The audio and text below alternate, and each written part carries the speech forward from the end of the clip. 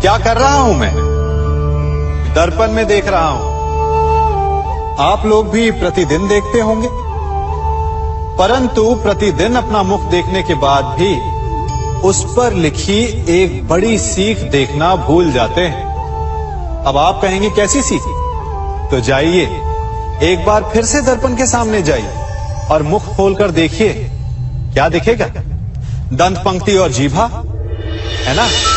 अब विचार कीजिए, दंत जन्म के पश्चात आते, एक नहीं 2 बार आते, परंतु मृत्यु से पूर्व नष्ट हो जाते हैं। और जीभा जन्म पहले से होती है, परंतु मनुष्य के मृत्यु के पश्चात भी उसके अस्तित्व में रहती है ना आश्चर्य की बात? दंत कठोर होते हैं, जीभा कोमल, परंतु फिर भी दंत नष्ट हो जाते हैं, जीभा नहीं होती। यही रहस्य है कि हठी और कठोर लोग शीघ्र नष्ट होते हैं और कोमल लचीले आवश्यकता के अनुसार स्वयं में परिवर्तन ला सकने में सक्षम लोगों का ही अस्तित्व रहता है।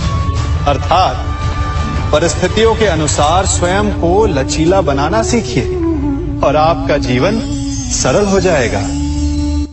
संबंध एक सहारा होता है जीवन का, और संबंधी वो होते हैं जिनसे आवश्यकता पड़ने पर सहायता मांगी जा सके, जिन पर विश्वास किया जा सके कि बुरे समय में वो हमारे काम आएंगे। कभी ऐसा भी हुआ होगा कि आपके पास कोई सहायता मांगने आया, या ऐसा भी हो सकता है कि आप किसी के पास सहायता मांगने गए हैं, परंतु प्रश्न ये उठता है कि क्या केवल किसी के मंतव्य में उसकी सहायता इसीलिए कर देनी चाहिए क्योंकि वो आपका संबंधी है? अब आप कहेंगे कि ये कैसा प्रश्न हुआ? तनिक सोचिए, एक अस्त्र बनाने वाला जब अस्त्र बनाता है तो ये अस्त्र किसको देना है उसका अधिकार उसी के पास होता है।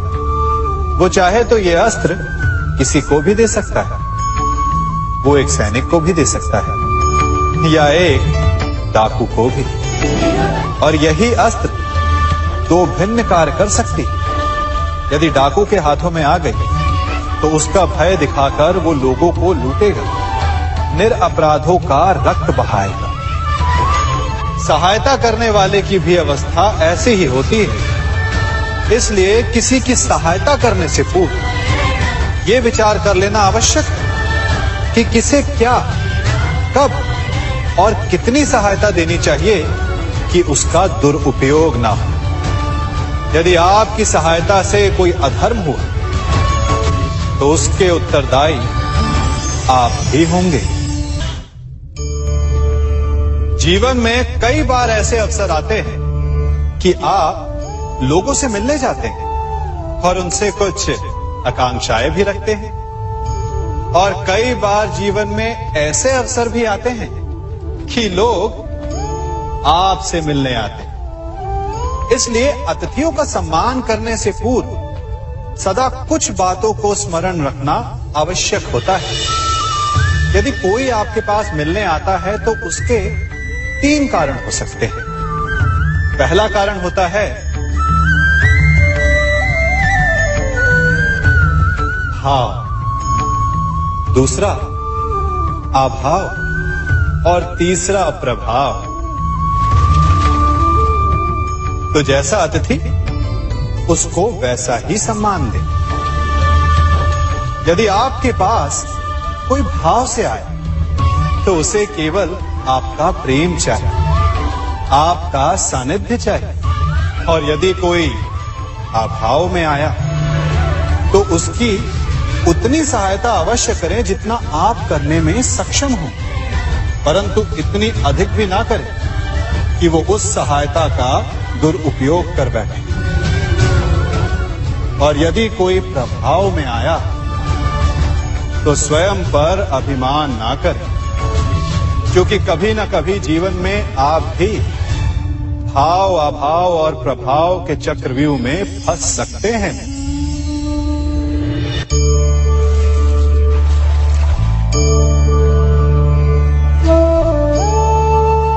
यदि जल को मुट्ठी में कसकर बांधें, तो जल कैसे अपना मार्ग बनाकर निकल जाता है?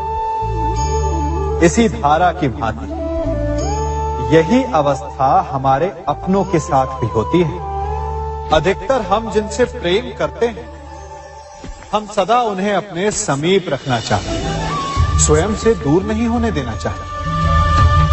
चिंता करते हैं, भय खाते हैं कि कहीं उनके साथ या उनसे कुछ बुरा घटित ना हो जाए, और ऐसे में हमारे अपने ही हमसे दूर हो जाते हैं, ठीक मुट्ठी में बंधे जल की भांति। इसलिए जिनसे आप प्रेम करते हैं, उन्हें स्वतंत्र कर दीजिए, उनकी सोच को स्वतंत्र बनने दीजिए, उन्हें अपने मार्ग स्वयं ढूंढने दीजिए, क्योंकि आप सदा उनके साथ उन्हें मार्ग दिखाने के लिए नहीं रहने वाले। इसलिए अपनों के साथ अवश्य रहें, परंतु उन्हें बांधे नहीं। जन्म के पश्चात बालक जब पहली बार अपने नेत्र खोलता है, तो उसका मन उत्सुकता से भरा होता है कि ये संसार क्या है, उसे क्या दिख रहा है। ये उसके जीवन का नया आरंभ होता है। परंतु जैसे हम धीरे धीरे बड़े होने लगते हैं, अनुभव अर्जित करते हैं, हमारे मन की उत्सुकता, हमारे जीवन का चाव होने लगता है।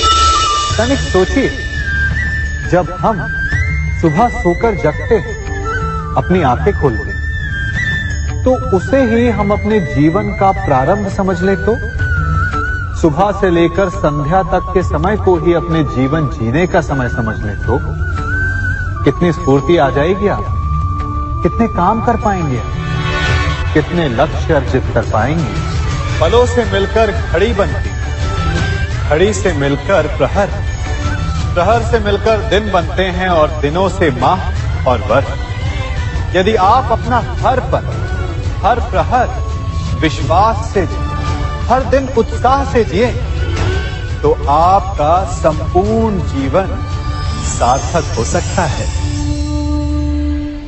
मनुष्य अपना जीवन विश्वास पर जीता है, परंतु विश्वास किसका? तनिक सोचिए, किस पर विश्वास है आपको? महापुरुषों की कही बातों पर, ग्रंथों में लिखे ज्ञान पर, माता पिता की सीख पर, या मित्रों के दिए गए निर्देशों पर, या फिर मेरी कही बातों पर? ये सब विश्वास अपूर्ण है जब तक आपको स्वयं पर विश्वास ना हो। यदि विश्वास करना है तो पहले अविश्वास करने के विज्ञान को भी सीखना चाहिए। आप किसी की बातों पर विश्वास न करें, आप अपने मन से पूछें, अपनी अंतर आत्मा से प्रश्न करें, और जो उत्तर मिलेगा वही सबसे उचित होगा। जब आप अपने मन, अपनी अंतरात्मा पर विश्वास करना सीख जाएंगे, तो नीति ज्ञान सब आपके भीतर से स्वतः उमड़ेगा। और यदि आप स्वयं पर ही विश्वास ना कर पाए, तो धर्म ग्रंथों में लिखे श्लोक, महापुरुषों की वाणी, माता पिता की सीख या मित्रों का निर्देश कोई भी लाभ नहीं दे पाएगा। एक पिता होने के नाते आप अपनी संतान के लिए क्या करते हैं? उसके लिए बहुत सारी सुविधाएं जुटाते, बहुत सारा धन कमाते है ना? और क्या आपको ऐसा लगता है कि यही उचित है आपकी संतान के लिए? इस पंछी को देख रहे हैं, ये भी संतान को जन्म देता है, उन्हें पालता है, पोसता है, उड़ना सिखाता है, और भोजन का प्रबंध भी करना सिखाता है। परंतु उनके बड़े हो जाने के बाद उनके लिए अलग से घोंसला नहीं बनाता। क्यों? क्योंकि यदि इसने संतान को सब कुछ करके दे दिया, तो संतान क्या करेगी? वो अपनी संतान को तब तक भोजन कराता है जब तक उसकी संतान स्वयं भोजन का प्रबंध करने में सक्षम नहीं हो जाती। और उसका लाभ यह मिलता है कि उसी की भांति उसकी संतान आत्मनिर्भर बनती है। इसलिए अपनी संतान को उतनी ही सुविधाएं दें जितनी आवश्यक है। मोह को त्यागें। आपका उनसे मोह उन्हें कभी आत्मनिर्भर नहीं बनने देगा। अपनी संतान को कर्म करना सिखाइए। यदि आपकी संतान कर्म करना सीख गई तो वो धन स्वयं कमा लेगी। और यदि वो आलसी अकर्मण्य बन बैठे तो आपके संचित धन का भी नाश कर देगी। संसार में सबसे बड़ा संबंध कौन सा है? अब आप पूछेंगे कि यह कैसा प्रश्न हुआ? इसका उत्तर तो बड़ा सरल है, यही ना? परंतु इस प्रश्न के भी कई उत्तर हैं। कोई कहेगा माता और पुत्र का संबंध, तो कोई कहेगा पिता पुत्री का संबंध, तो कोई पति पत्नी का, और तो कोई भक्त और भगवान का संबंध। परंतु तनिक गहराई से देखेंगे तो पाएंगे कि ये सारे संबंध या तो जन्म से जुड़े होते हैं, या समाज में बना दिए जाते हैं, या फिर किसी आकांक्षा के चलते बनते हैं। तो सबसे बड़ा संबंध कौन सा होता है? उलझ गए ना? सबसे बड़ा संबंध होता है मित्रता का, क्योंकि मित्र हम स्वयं चुनते हैं, जिसमें ना कोई आकांक्षा होती है, ना ही कोई स्वार्थ छिपा होता है। यदि कुछ होता है तो केवल साथ का आनंद। अपने बीते दिनों को स्मरण कीजिए। जब आप घर से बाहर निकलते होंगे तो सबसे पहले किसका स्मरण होता था? मित्र का।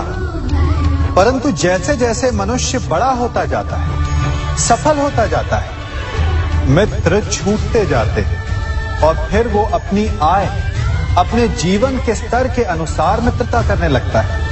उसके मन में ये विचार आ जाता है कि मित्रता बराबरी वालों से ही होनी चाहिए। यही सोच अनुचित है, क्योंकि मित्रता बराबर वालों से नहीं होती। मित्रता हमें बराबर करती है। इसलिए नए मित्र अवश्य बनाइए, परंतु अपने पुराने मित्रों को भूलिएगा मत।